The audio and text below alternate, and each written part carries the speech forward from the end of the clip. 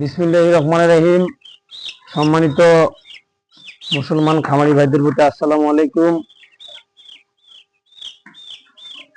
হিন্দু খামারি ভাইদের প্রতি আদাব। সকল খামারি ভাইয়েরা যারা মুরগি পালন করতেছেন, অবশ্যই 5 দিন বয়সে মুরগিকে অবশ্যই ভ্যাকসিন করবেন, রানীক্ষেত ভ্যাকসিন। তাহলে আপনাদের এই মুরগির বাচ্চাগুলো সুস্থ থাকবে, রানীক্ষেত রোগ থেকে মুক্তি পাবে।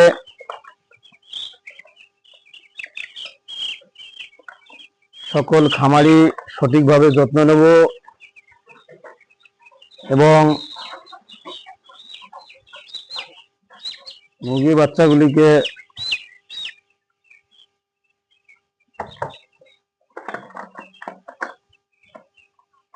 সঠিক মতো ভ্যাকসিন করব। খামার পরিষ্কার পরিচ্ছন্নতা রাখবেন, তাহলে খামার থেকে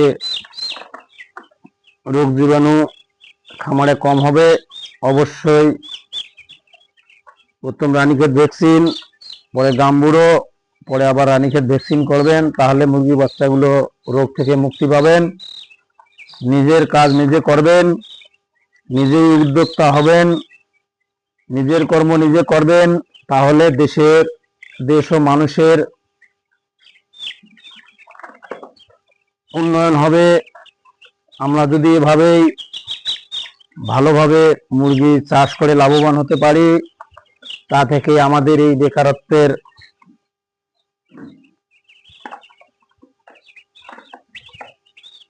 সংখ্যা কমে যাবে।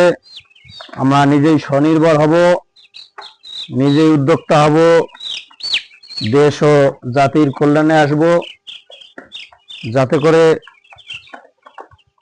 আমরা আমাদের নিজের কর্ম নিজেই করতে পারি। এই উদ্যোগের মাধ্যমে আমরা যেন সঠিক খামার ব্যবস্থাপনা পরিচালনা করে জীবিকা নির্বাহ করতে পারি। যেহেতু আমাদের দেশে বেকারত্বের সংখ্যা বেশি, সেহেতু আমাদেরকে অবশ্যই নিজের কর্মকে নিজে বেছে নিতে হবে। আমাদের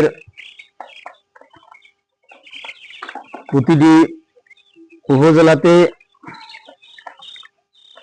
প্রাণী সম্পদ কর্মকর্তারা প্রাণী সম্পদের অনেক উন্নয়ন করে যাচ্ছে। আপনারা সবাই উপজেলা প্রাণী সম্পদ কর্মকর্তাদের কাছে গিয়ে পরামর্শ নেবেন, যাতে করে আমরা আমাদের দেশের ও দেশের মানুষের নিজের কর্মের কর্মসংস্থান সৃষ্টি করে আমরা যেন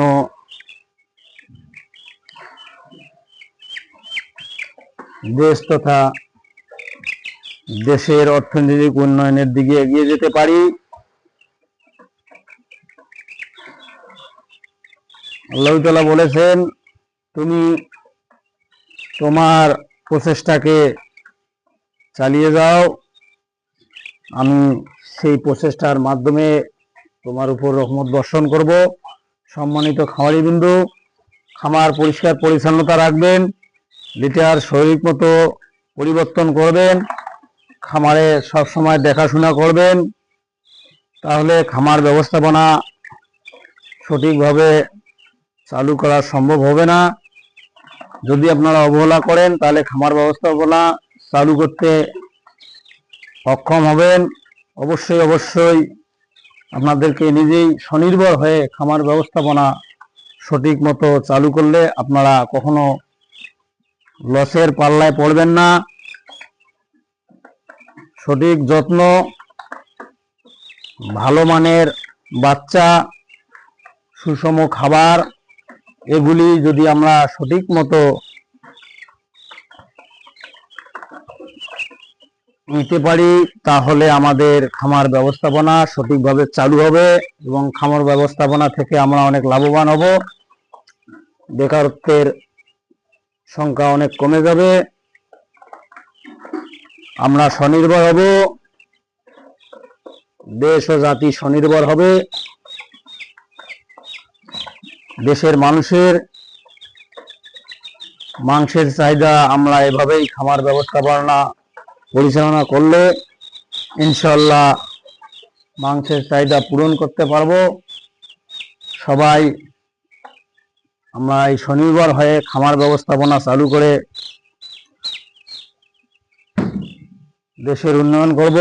মুরগির বাচ্চাগুলিকে ভ্যাকসিন দেওয়ার সময় অবশ্যই আপনারা খেয়াল রাখবেন যাতে করে বাচ্চাগুলি কোনো আঘাত না পায়।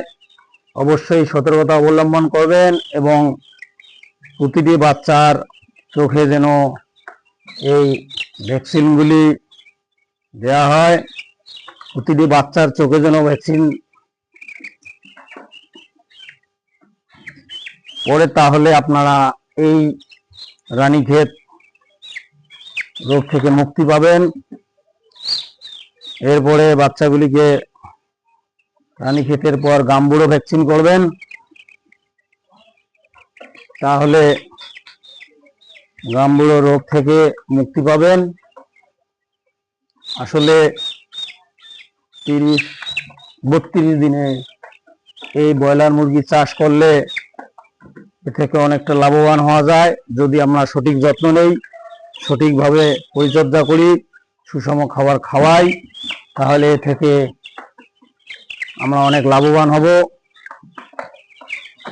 সময় মতো যদি আমরা সঠিক ঔষধ, সুষম খাবার, সঠিক পরিচর্যা করি, তাহলে আমরা খামার ব্যবস্থাপনা চালু করতে অক্ষম হব না। অনেক খামারি দেখা যায় যে এই মুরগি পালনে ক্ষতিগ্রস্ত হয়। কেন ক্ষতিগ্রস্ত হয়? ভালো জাতের যদি ভালো মানের বাচ্চা আপনারা সংগ্রহ না করেন, তাহলে এভাবেই খামার ব্যবস্থাপনা থেকে দূরে সরে যাবেন। অবশ্যই লক্ষ্য রাখতে হবে ভালো জাতের বাচ্চা, ভালো মানের সুষম খাবার, তাহলে খামারের হবে উন্নয়ন। খামার ব্যবস্থা সঠিক পরিচালনা করে আমরা আমাদের জীবিকা নির্বাহ করতে পারব। আমি মোহাম্মদ এনামুল হক, পল্লী প্রাণী চিকিৎসক, পাখিরহাট বাজার, নাগেশ্বরী, কুড়িগ্রাম। আমি এসেছি উত্তর কুমোরপুরে খায়রুল ভাইয়ের বাড়িতে মুরগির বাচ্চাগুলিকে ভ্যাকসিন দেওয়ার জন্য। আপনারা সবাই আমার এই ছোট্ট ভিডিওটি দেখে ভালো লাগলে কমেন্ট করবেন, পরামর্শ লাগলে পরামর্শ গ্রহণ করবেন, কমেন্ট বক্সে কমেন্ট করবেন। আমি আমার এই দক্ষতার মাধ্যমে সঠিক উত্তর দেওয়ার জন্য অবশ্যই চেষ্টা করব। সবাইকে ধন্যবাদ। সবাই আমার জন্য দোয়া করবেন। আল্লাহ হাফেজ।